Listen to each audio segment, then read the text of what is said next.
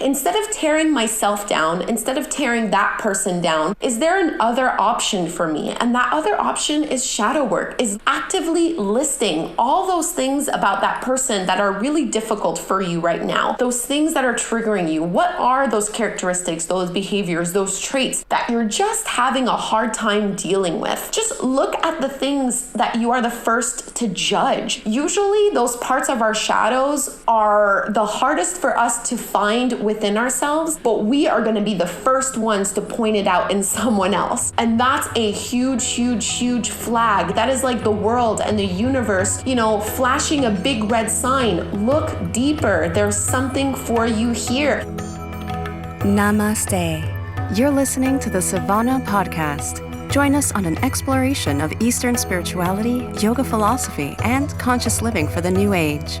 This podcast is a production of SavannahSpirit.com, the best place to shop for unique clothing, spiritual handcrafted jewelry, healing gemstones, and fair trade gifts from the Far East.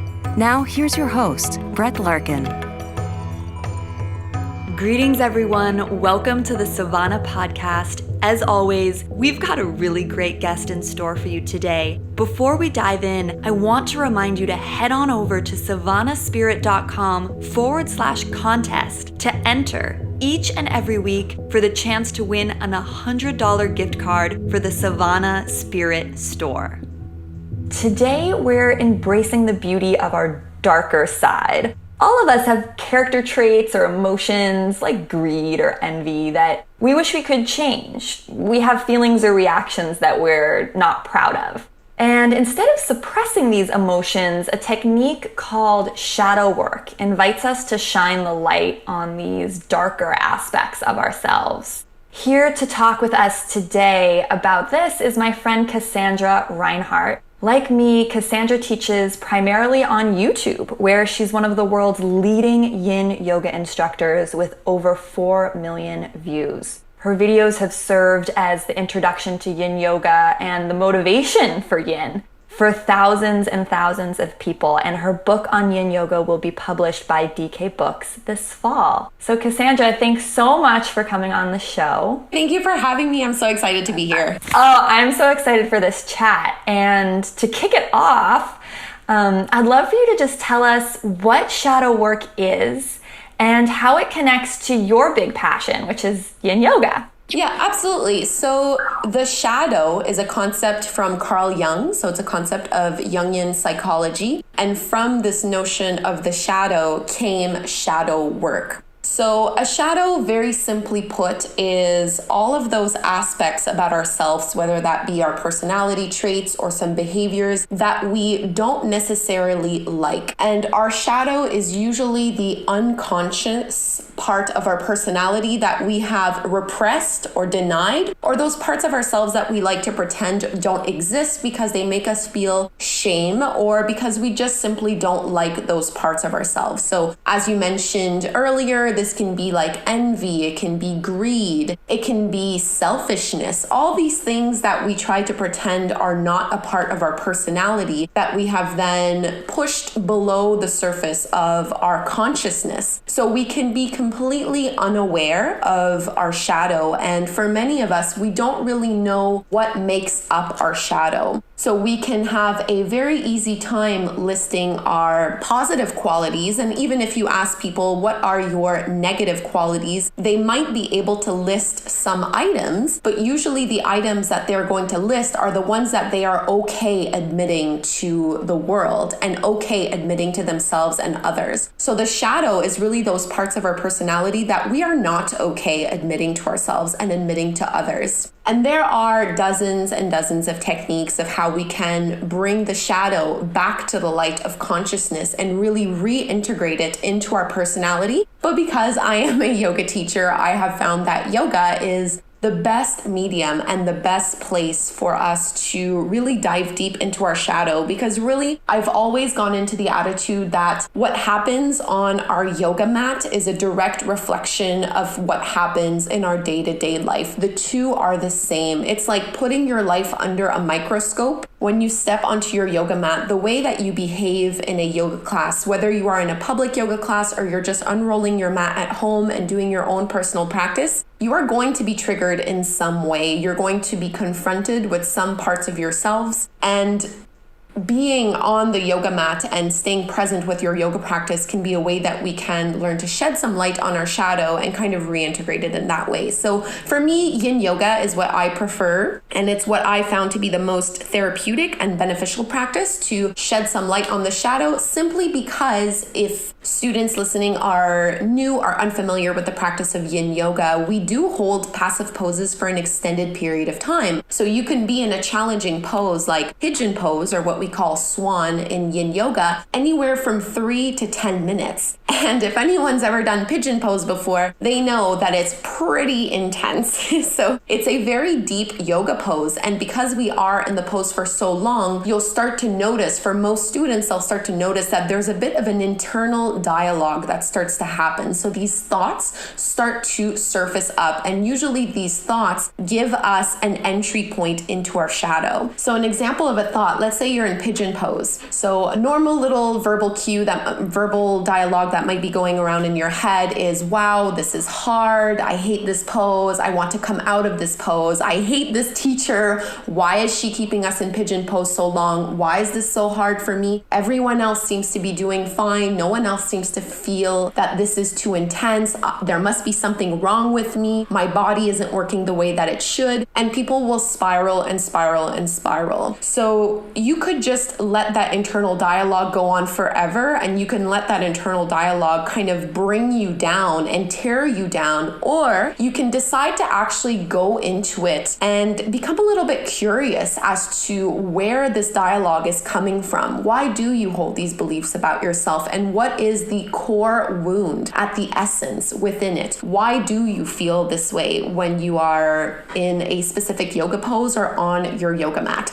Does that make sense at all? Yes, you said so many interesting things that I'm like, let's back up.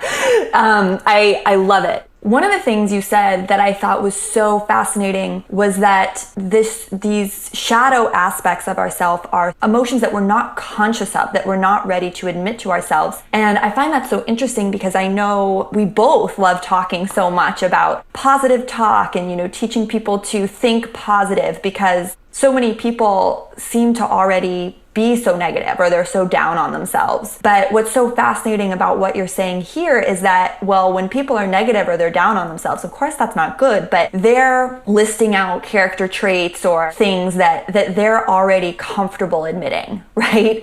Like they're not actually scratching the surface of their unconscious programming that is really driving perhaps a lot of their behaviors. And that I just find fascinating. So before we even go forward, like how, and maybe yoga is the answer and you're about to tell us, because it's like we want to explore our darker side, but we want to explore the darker side that we're not actually aware of yet. Like not the thoughts we're using to maybe beat ourselves up or thinking all the time. We want to go like way deeper. And you said something about a core wound. Can you tell us more about that before we keep going? Absolutely. So the most important thing before people start to, because it can be kind of an overwhelming idea to start investigating your shadow, really step number one to finding out what your core wound is so that you can understand what the shadow aspects of yourself are. You need to know how a shadow is created. So how do we actually end up with these shadow parts of ourselves? Because we need to understand how they're created if we're actually going to go seek them out in order to bring them to the surface and bring them to the light. So a shadow happens and is created when your ego over-identifies with a positive characteristic or personality trait that you have determined to be good. So a really clear example and very simple example here that anyone can understand. Let's say, for example, you are a person who is neat and tidy. You like when things are organized and you like when things are done in a certain way and when everything around you is clean. This in itself is not inherently good or bad. It's just a fact. You are a neat and tidy person. So the problem arises when your ego over-identifies with being neat and tidy, and you now associate your self-worth and your goodness with the fact that you are neat and tidy. So maybe somewhere in your childhood, you noticed that your parents would only give you positive love and praise when you would clean up your house or clean up your room. Or maybe at some point during your childhood, a lot of these traumas and core wounds do happen in our first few years of life. So maybe at some point you were negatively punished when you were playing outside and you got dirty and you were called a dirty girl. So as a result, you now try to be neat and tidy. So being neat and tidy is not what's wrong. That's not what we're trying to fix or change about ourselves. The problem is when we associate whatever we label as a positive characteristic with our value, with our self-worth, with what makes us a good and valuable human being. And what's important is that we need to understand that everything has a flip side to it. Every trait, every behavior, every characteristic is like a coin with two sides. So on one side, you have neat and tidy, and on the other side, you have disorganized and messy. So when your ego over-identifies with being neat and tidy, at the same time, it pushes down below the surface, being disorganized and messy. So because you think neat and tidy equals good, equals self-worth, equals value, you have completely repressed all parts of yourself that can sometimes be messy and sometimes be disorganized. And you push it so far below the surface and you associate so much shame around being messy and disorganized that you completely ignore all parts of yourself that have that within it. So that really in a nutshell is how shadow is created. It's just when you over-identify to something that you think is good.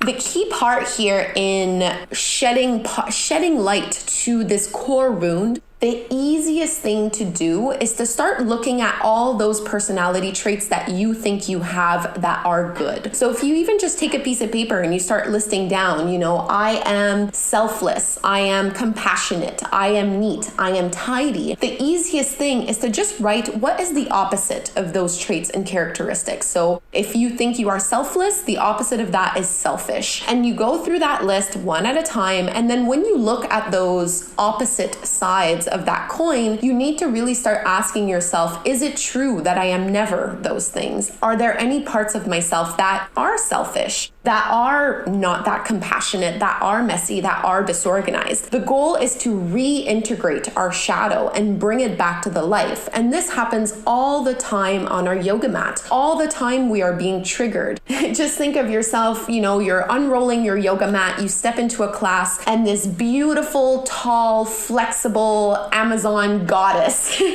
sets up her mat right next to yours, and she can do every single pose way better than you think you can. What is the dialogue that pops into your head? If you immediately start to judge this person, you want to really look at those judgments. Are the things that you are judging in others, are they really characteristics that are part of that person? Or are you really just projecting parts of your own shadow onto other people, onto your yoga teacher, onto the other people in class within you, onto the people that you meet in your day-to-day life? And that's how you can start to bring that consciousness back into those repressed and usually shame-filled aspects of your personality.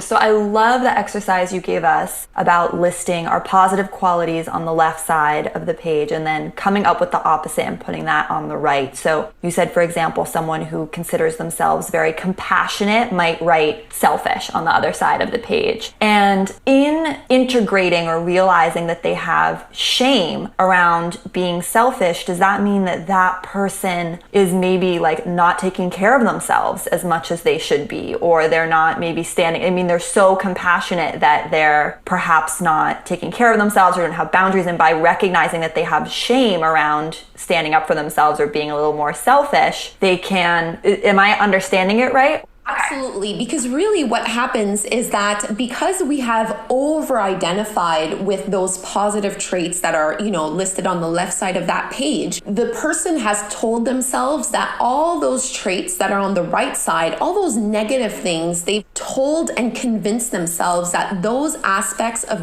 their personality does not exist within them. They have totally repressed it, but really nothing is inherently bad. Everything has its place. So if you are someone who, for example, prides themselves on being really selfless, gives to charity, gives of their time, always gives to others, then you have maybe over-identified with this quality of being selfless and compassionate and giving, and you have totally repressed those parts of yourself that are selfish and not as giving. And so if you see someone walking, or you encounter someone in your day-to-day life who has a very easy time saying no, who takes more than they give, that person might be the first. That would trigger you. Yes, it would trigger you, and you would say, I would never be someone like that. I would never act this way. How dare they do this? Not because you actually think that person is doing something wrong, but because it is reflecting back a part of yourself that you have denied, that you have suppressed. Because let's be honest, being selfish is not always a bad thing. You need to be selfish in order to establish and maintain boundaries that protect your self-worth. You cannot always give. Sometimes you do have to take. So if you're someone that associates being good with being someone that always gives and never takes, when you encounter someone that has an easy time taking, it's going to trigger you. You're going to have a really hard time. And the shadow comes into place where instead of taking a good look at yourself in the mirror and saying, you know what, I should learn from this person and I should find a balance between giving and taking, the unconscious shadow part of yourself is instead going to try to tear that other person down. And it's going to list all the reasons why that person is wrong and you are right,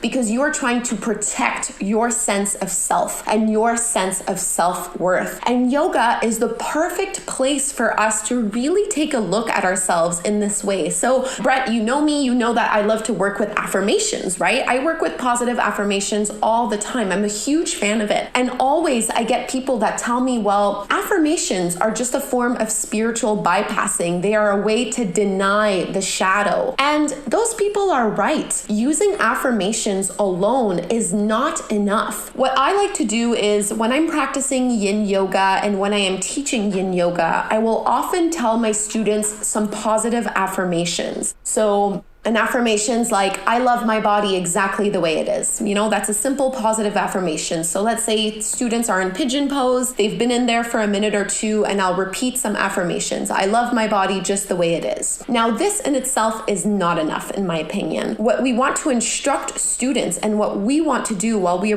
are on the yoga mat is to gauge our reaction to that affirmation. So if, for example, I'm a student and the teacher has put me in pigeon pose and just said, I love my body just the way it is. And as soon as I hear that, my body tenses up and I get really frustrated and I hear a little voice in my head that says, yeah, right. Well, guess what? That's a clue that you've uncovered a shadow and it's asking for you to dive deeper into it. You have to be able to gauge, why are some affirmations easy for me to hear and others are really difficult for me to listen to? Why does my body react positively to some and negatively to others? Usually the ones that you respond positively to are because your ego already identifies with that within yourself. It's easy for you to accept this. The ones that you have a hard time feeling usually are part of your shadow. It's part of a wound that you have not yet healed. So maybe there is a wound within you that thinks that your body is not beautiful, is not worthy, is not good, is dirty, is unclean, whatever it may be. But those positive affirmations are a really beautiful way that we can tap into the shadow. And the reason I tie it in with yoga is because especially Yin Yoga serves as breaking up the physical tension within our bodies. And for some people, for most people, I'll say that it's really hard to jump directly into our shadow. It's hard to make that leap. There is so much shame and so much resistance there. You can't go from 0 to 100. You need to warm up. So by doing Yin Yoga and by actually opening up our physical body, it's then going to become a lot easier to tap into the emotional and into the mental body. So you're kind of just gradually easing yourself into it, which is why I think yoga is such a beautiful practice on so many levels. I feel like you're giving us such a huge key here, and I love what you're sharing because Affirmations are a hot topic for lots of people, right? Some yogis love them, some are more skeptical. But what you're saying that I haven't heard before, which I think is so powerful, is that it's really us gauging our reaction to those affirmations that's giving us massive, massive clues about ourselves. And I think that's something everyone listening to this podcast can walk away with as just so incredibly valuable. And the other big word that came to mind as we started talking about all of this, and I think you even said it at some point, is balance, right? It's good to have compassion, but selfishness is good too. And it seems like doing this shadow work is really about coming into balance in order to be our best selves and in order to really step into our highest power. And it reminds me and makes me think of like even aligning the chakras or having a chakra that's excessive or deficient, right? In certain aspects. It's so cool. And it also makes me think so much of the Yoga Sutras, where so much of what Patanjali is teaching us is to embrace everything in life as a friendly teacher, right? Embrace everything as your teacher, because it's the same with what you're saying here. When we're getting triggered by someone, instead of going into that downward spiral or protecting our own ego identity, we're able to say, oh, if I'm getting triggered, that means this person, there's something for me to learn here. Not necessarily that they are teaching me something specific, but there's a gold nugget in here for me if I'm getting triggered. So everything that's triggering me is a teacher helping me see how maybe some qualities of mine are either in excess or deficiency, and I can reintegrate some of those parts of myself to find balance. But that doesn't mean that these people doing bad things and having a bad behavior can't teach you something about yourself. Like you said, it is all about balance. It's about shedding some light. I mean, think of a shadow in your house. The way you get rid of a shadow is to shine some light on it. So for us, the shadow is the subconscious, the unconscious, and the light is our consciousness. So we just want to shed some awareness and shed some light on those parts of ourselves that we just weren't familiar with, that we weren't willing to look at, those parts of ourselves that we have a blind spot to. Because like I said before, it's really easy for most people to name the things that they think they do wrong or to name the negative qualities that they have. But all of us have a blind spot. We all have a handful of characteristics that we are really ashamed of and that are really difficult for us to bring to the surface, because we really would much rather pretend and go on about our daily lives pretending like this is just not true about ourselves. So triggers are a blessing. And this is really what I really want to drive home the most, is for people to start watching their triggers. How are you being triggered and why? Learning to really dive deep into those things that make us feel uncomfortable is where all of the juiciness and all of the enlightenment that we like to talk about, that's where it is. That's where it lives. I found that there are two ways that people react to a trigger, two unhealthy ways, I should say. So if someone triggers you because they are displaying a characteristic or a behavior that you have deemed to be bad and unworthy and not good, you are either going to react by tearing yourself down. So for example, if you're jealous of someone else, you are going to put yourself down because you're going to think, why can't I be more like this person? I suck, I'm worthless, I wish I could do things better like everyone else. So you're either going to tear yourself down or you are going to tear that other person down because you want to make sure that you are right and they are wrong. So shadow work is never about one person being right and the other person being wrong. We are trying to find a little bit of a neutral ground where we can take a step back and ask ourselves, is there a third perspective I could take? Instead of tearing myself down, instead of tearing that person down, is there an other option for me? And that other option is shadow work, is actively listing all those things about that person that are really difficult for you right now. Those things that are triggering you. What are those characteristics, those behaviors, those traits that you're just having a hard time dealing with? Just look at the things that you are the first to judge. Usually those parts of our shadows are the hardest for us to find within ourselves, but we are going to be the first ones to point it out in someone else. So for some reason, it's really hard for us to find and identify identify this flaw within us, but we can spot it a mile away when it's in someone else. And that's a huge, huge, huge flag. That is like the world and the universe, flashing a big red sign. Look deeper. There's something for you here. Why is it that you can spot this flaw in everyone else, but you simply cannot see it within yourself? Those blind spots are the blind spots that we really need to tune into and that we need to be open to investigating. And it might be painful. It might be difficult. It might uncover a lot of wounds that you've been carrying around for years and years and years. So this is not easy, and it's not something that's going to happen once.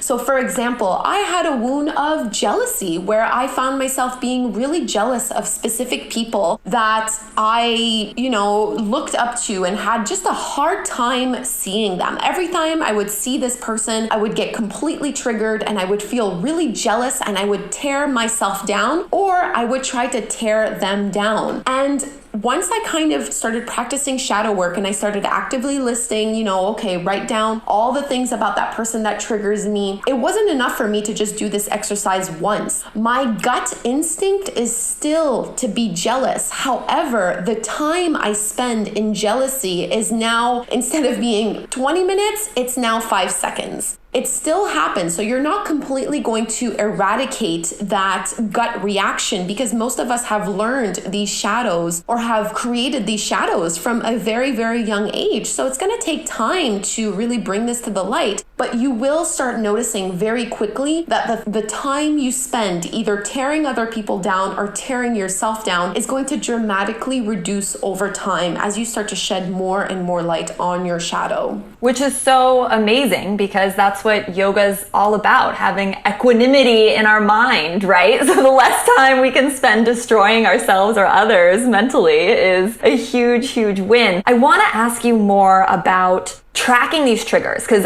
daily life is so fast, right? And so often we might feel like triggered or slightly irritated, and it doesn't even catch our radar. So I'm wondering what techniques you've used to try to really catch these things in their tracks. I know when I was doing a lot of self-work a couple of years ago, I was using Evernote on my phone to write down a little bit similar to this, not exactly the same thing, but do you have tips like that of how people can kind of really try to catch themselves in the moment? I mean, obviously when we're on the yoga mat, it's a great place, but I know so often it's just in the quick chaos of daily life that these triggers are happening. Absolutely. And to be honest, it can be quite difficult to spot it in the moment. It gets easier the longer you've been practicing this, but at first it's going to be really hard. So I'm a huge fan of journaling. And honestly, even when I'm on my yoga mat now, if I'm going to a public yoga class, I make sure that I bring a piece of paper or a journal, because you need to start observing the way that you react to certain things. So for example, in a yoga class, how do you react when a teacher suggests a really difficult pose? Are you able to welcome challenges, or do you immediately either tear down and attack the teacher, tear down and attack the other students, all of this in your head usually, or do you immediately attack and tear down yourself? So I like to have always a piece of paper when I'm in a yoga class, just so I can note down what was my reaction to a certain thing. Another great practice that people can do is to practice affirmations in forms of guided meditations. So I'm a huge fan of doing this either once or twice a day if I can, because like you said, it can be difficult in a fast-paced world in your day-to-day life. We don't all necessarily have the time to take our notebook out and start journaling,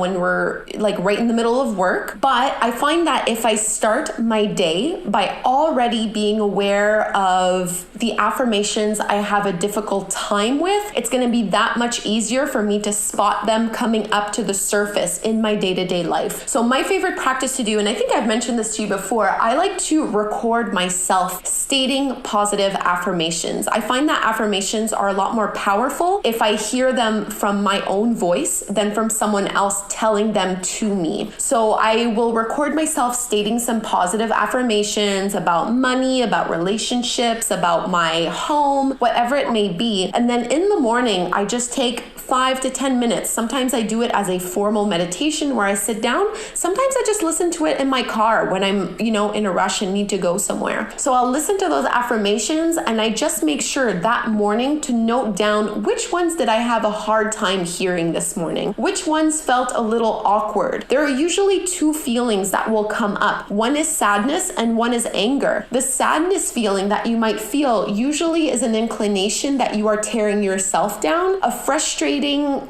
or angry feeling is usually an indication that your gut reaction is to tear down others. So when I have those 10 minutes in the morning just to go through my affirmations, it has a lot of positive effects because one, those affirmations that I don't have any shadow associated to are gonna pump me up. They're gonna make me feel really good and really positive for a day ahead. So already I'm starting my day on a positive note so that most of my interactions are already probably going to be fairly positive. But then the other benefit is that those affirmations that I had a hard time hearing, I already have some form of consciousness that, you know what, I have a bit of work to do on this today. And I already know that I might be triggered in this way throughout the day. So because I already have that awareness, no matter how busy or quick my day-to-day life might be, I already am not looking for them, but I'm already receptive to noticing those triggers. And then at the end of the day is when I have more time, and that's usually when I'm going to journal. One powerful practice that I had to work with for at least a year, as I mentioned before, jealousy was a huge trigger of mine. It was something that I've really found myself spiraling into time and time again. So shedding light on it is one thing, but then you also need to correct the behavior in a way. So for me, whenever I found myself being jealous of someone else, instead of just shining light on it, being aware that this was what was happening, I would take it one step further and I would make it a conscious effort to compliment whoever it was I was jealous of. So I would totally flip the behavior around. Instead of tearing myself down or tearing them down, I would boost that person up. I would highlight in them all those things that were triggering me. I would frame it in a positive way and I would communicate it to them. They got a boost, they felt great about themselves, and all of a sudden, that jealousy just evaporated. It was gone and I felt really, really great. So I highly recommend, if you're someone who struggles with jealousy, start actively practicing to speak those things out loud and frame it in the form of a compliment, and actively speak those things out to others. It will make you feel a whole lot better. Yeah, this reminds me of, again, Yoga Sutra's Pratipashka Bhavana, where Patanjali talks about just cultivating the opposite. So it's such a great example that you gave with jealousy, but I think even people listening, if you have different shadows that you're working with, just cultivating the opposite is such a great tool and something that's most likely going to help. So if you're that person who's so compassionate but needs to set up some boundaries, like practice saying compassionate no's, like even when it's things you want to do, right? And just take it in the other direction in order, again, to find balance. I love that. And I'm so excited about this idea of the affirmations as triggers, because I just think that's so cool. I want to talk next about physically what we can do, taking it a little bit more into our yoga mat and our physical body, because we've talked about shining the light on these perhaps darker emotions. Now, does that mean we're sending the breath into a certain part of the body potentially? How does this now integrate with the physical? So the physical is a huge gateway into the emotional and into the mental. You are a yoga teacher, so you're familiar with this concept, but for other students or maybe people listening in, there is this notion in the yoga world that many emotions are physically stored and manifested within our physical body. You know, a lot of people say that hip openers can be very triggering and can provoke some emotional releases. So I don't necessarily think that one kind of pose will provoke one kind of emotion, but I like to tell people to just be open to the entire wheel of emotions that may or may not surface on your yoga mat. So absolutely, the first thing, and this is why Yin Yoga is so great, just because Yin Yoga is held for such a long time, you're in a pose for, 3 to 5 minutes on average. So you do actually have the time to start looking into the physical sensations that you feel within a pose. What does this this pose feel like? Where do I feel this yoga pose? And like you said, send your breath directly into it. So when you are in a yoga class, let's say you're not doing yin yoga and you're doing something that's a little bit more active and a little bit more fast-paced, like ashtanga or vinyasa or power yoga, you don't necessarily have as long to question yourself in the pose, but that doesn't mean that you necessarily need 5 minutes in order to have a little bit of awareness. What's important is that when you are stepping onto your yoga mat, you want to use those first few minutes to ground yourself and to set your intention. In most classes, the teacher will guide students to set an intention at the beginning of their practice. If you know that shadow work is something that you want to start working on in yourself, your intention, that's what it should be at the beginning of class. So already set the intention as soon as you step onto your yoga mat that you are going to pay extra attention to the signals your body is sending you, so that when you are moving, you can notice where there is stagnancy, where there is resistance, where there is discomfort. And if it's a physical discomfort, you want to be able to ask yourself, is this purely physical or is there something more to this? The discomfort can either arise from the posture. I mean, maybe you're just, tighten your hips and this pose is kind of challenging and your hips are tight and that's all there is to it. So maybe the discomfort is purely physical and you notice yourself tighten up because the pose is just challenging. That's fine. But maybe you notice yourself tightening up because the teacher said one word that just triggered you or that just rubbed you the wrong way. Or maybe your physical body tensed up because instead of focusing on your breath and on your practice, you started to look around the room and all of a sudden you are comparing your practice with the practice of the other people around you. And you are no longer with your breath. You are no longer with your intention. You have left your body and you are deep, deep, deep into your shadow, deep into the unconscious. So for me, setting the intention is the most powerful thing that I can do. And then it's always just having an inquisitive nature. Why do I feel this way? It's not enough to just say, I feel tense. Okay, you feel tense, but why? Is it because the physical posture is uncomfortable? Or is it because you've been triggered in some way and the discomfort is manifesting itself in your physical body because your emotional body is simply not ready to acknowledge this feeling yet? One of the reasons it seems like yin is such a great complement to this work is because for me, I think in a vinyasa practice or in a more flow type practice, I can definitely notice the trigger, but there's not that extra time to sort of dig into why, right? Because we're moving on and we're doing the next pose. And so that's where, if you have your journal or you have that notebook, you can jot it down to maybe explore later. But in yin, because you are holding those postures for such a longer amount of time and breathing into your connective tissue and really sort of unwinding the physical body, you also have that time mentally to sort of like get to the core of the issue potentially, just because there's more time allotted. And if someone, sometimes it might take a lot longer than even 5 minutes in a yin pose. So for those folks who are like, because it can be really tricky, it's like what's going on behind what's really going on. We talked about journaling, which I also love. I'm wondering, is meditation an appropriate place to explore some of these? Or what other tips when it's like getting to the core of why this is a shadow or why this is part of your DNA or was part of your childhood? How can we investigate that?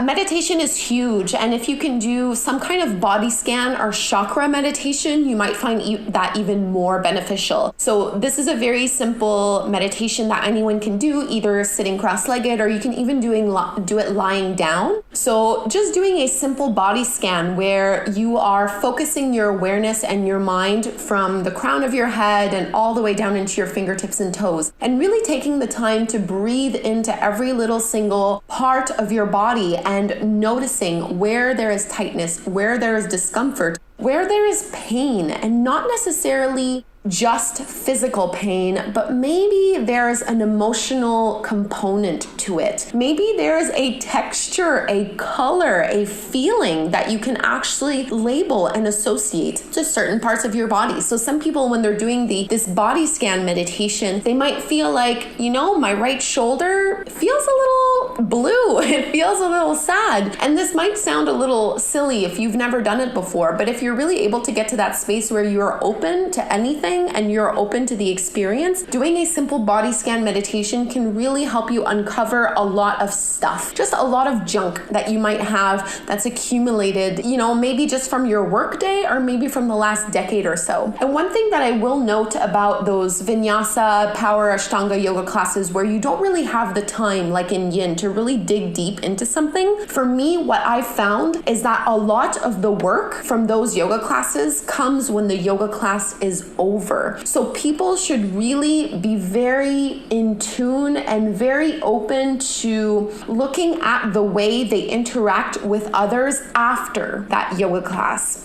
If you've been in a vinyasa yoga class and for some reason you have been triggered and it's highlighting a part of your shadow, while you're still moving and breathing in that class, you might not actually have, mentally have the time to explore it because the teacher is already on the next pose, and you're just kind of going. So after that class is over, what's important is the next 24 hours. So over those next 24 hours, odds are that shadow that was triggered in that vinyasa yoga class wants to be dealt with. It wants to come to the surface. And this is a point that I forgot to mention, but that's really, really crucial, I think, is that your shadow wants to come to the light. It wants to come to the surface, and it's going to do anything and everything in its power to make sure that you acknowledge it and that you see it. So really start to observe the way you feel and the way you interact with others after a yoga class. So it's not just the time you spend on your mat, but it's the time you spend afterwards. So the body scan meditation is great. I personally, when I'm doing a meditation, I like to do a guided meditation, an affirmations meditation, because for me, that's just the way that I respond the best, but it doesn't need to be that way.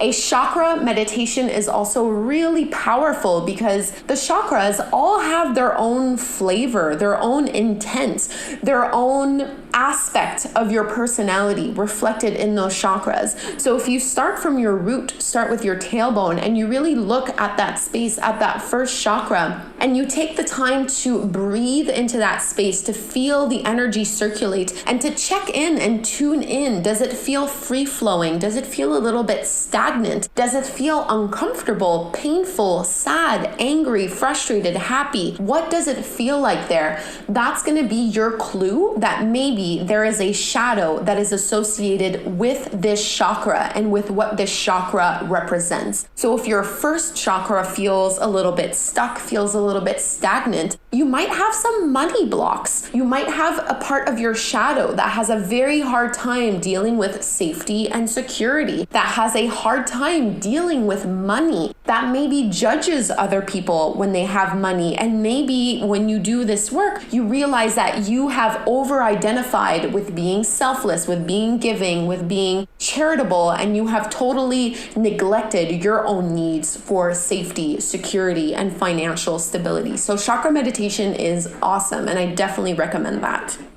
Yeah, one of my favorite practices right now is to actually just place my hands on the associated chakra for whatever I'm feeling or going through, and just doing a breath-based meditation, even lying down and visualizing that chakra like a glass, and my breath is like filling it up with water. I almost think of it as like those electric cars I see at the supermarket that go into those like charging stations, but just like filling that chakra up, filling myself up with love and balance. And it seems like as people dive into shadow work, they can be triggered by external events like, the person they're jealous of or someone saying a certain thing, but that we need to do body scan and be aware of physical sensations as well, because those could be clues of places that have emotional components that are maybe we need to look at or have been unresolved. I mean, it reminds me of like John Sarno's work on back pain, where it's like basically people's back pain could be cured just by them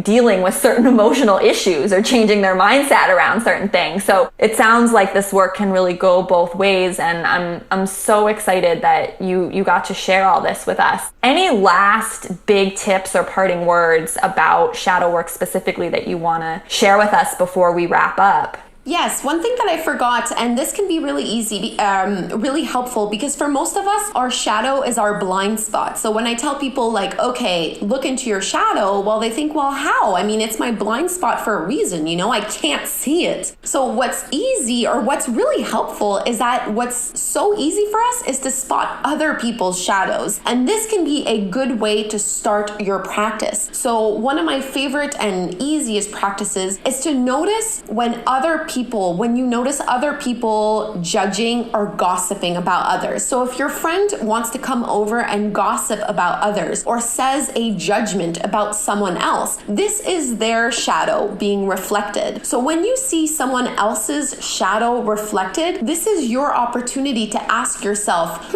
could this also be my shadow? Do I share this judgment? Am I inclined to also gossip with this friend because maybe them gossiping and them judging is giving me permission to validate my own shadow. So it can be quite challenging to look at yourself first. So when you're just starting off, start to observe the people around you, notice their tendencies, and honestly, because our shadow wants to come to the surface, you'll find it fairly easy to point out other people's shadows. So every time you see it reflected in someone else, just take a moment to ask yourself, could this also be a part of my shadow? Is this also something that I could work on? So use other people as guides and really look at the behaviors of other people around you as a way to get a reflection and insight into your own blind spots. I love it. I'm picturing like everyone around me, like little shimmering mirrors who can help me figure out my own blocks. I love it. Kassandra, thank you so much for talking with us, sharing this, what I think is really life-changing work. Let people know, where can they find you if they want to connect with you and learn more before we sign off? Absolutely. So my website is yogawithkassandra.com. Kassandra is spelled with a K, and they can also find me on YouTube by searching Yoga with Kassandra. I would love for them to connect with me. This is really a subject that I am so passionate about sharing with the world because it's taught me so much and it's helped me in so many ways, and I can really see the ways that it can help others as well. Amazing. And I'll make sure to put both of those links in the description below. Thank you so much for listening, and we'll talk to you next time. Hi everyone, Brett here with an announcement. We are starting a weekly contest giveaway over at Savannah Spirit. If you'd like to enter the contest to win one of our weekly prizes, go to savannahspirit.com/contest. If you enjoyed listening to the podcast today, would really appreciate it if you went over to iTunes and left us a review. Leave us some comments. We love your feedback, and share this podcast with anyone who you think might also enjoy it. I also wanted to invite you to go check out Savannah East, which is the name of our blog and also the name of our Facebook group, where you can ask questions, see who's coming on the show, and share your ideas. We will post the most recent episodes there, as well as interesting articles relating to our guests and topics on the shows. Again, thank you so much for listening, and from my heart to yours, namaste. You've been listening to the Savannah Podcast. To find out more about Savannah, go to savannahspirit.com or follow Savannah on Facebook at facebook.com/Savannah Spirit. For daily inspiration, check out our blog at savannaheast.com. Be sure to join us next week for a new episode, and thank you for listening to the Savannah Podcast.